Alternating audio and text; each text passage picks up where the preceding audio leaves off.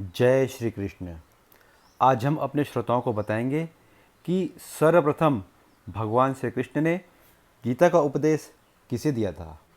गीता अध्याय 4 दिव्य ज्ञान के अनुसार भगवान श्री कृष्ण ने कहा, मैंने इस अमर योग विद्या का उपदेश सूर्यदेव विवस्वान को दिया और विवस्वान ने मनुष्य के पिता मनु को उपदेश दिया और मनु ने इसका उपदेश इक्ष्वाकु को दिया। विवस्वान भगवान सूर्य का ही नाम है और इक्ष्वाकु भगवान राम के पूर्वज थे। इक्ष्वाकु सूर्य के पौत्र भी थे, इसीलिए इस वंश को सूर्यवंश कहा जाता है। भगवान श्री कृष्ण ने आगे कहा, इस प्रकार यह परम विज्ञान गुरु परंपरा द्वारा प्राप्त किया गया और राजर्षियों ने इसी विधि से इसे समझा, किंतु कालक्रम में यह परंपरा छिन्न हो गई, अतः यह विज्ञान यथारूप में लुप्त हो गया। आज मेरे द्वारा वही प्राचीन योग यानी परमेश्वर के साथ अपने संबंध का विज्ञान तुमसे कहा जा रहा है, क्योंकि तुम मेरे भक्त तथा मित्र हो, अतः तुम इस विज्ञान के दिव्य रहस्य को समझ सकते हो।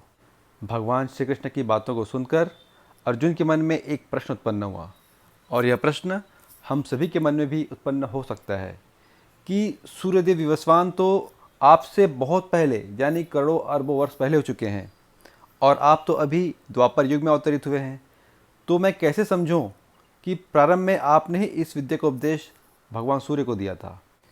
भगवान श्री कृष्ण ने कहा, बहुनी में व्यतीतानि जन्मानि तव च अर्जुन, तानि अहम वेद सर्वाणि न त्वं वेत्थ परंतप। अर्थात तुम्हारे तथा मेरे अनेक अनेक जन्म हो चुके हैं, मुझे तो उन सब का स्मरण है, किंतु हे परंतप तुम्हें उनका स्मरण नहीं रह सकता। भगवान श्री कृष्ण के कहने का तात्पर्य यह था कि मैं शाश्वत हूँ, अर्थात सृष्टि के आदि में भी मैं हूँ, सृष्टि के मध्य में भी मैं हूँ और सृष्टि के अंत में भी मैं ही हूँ।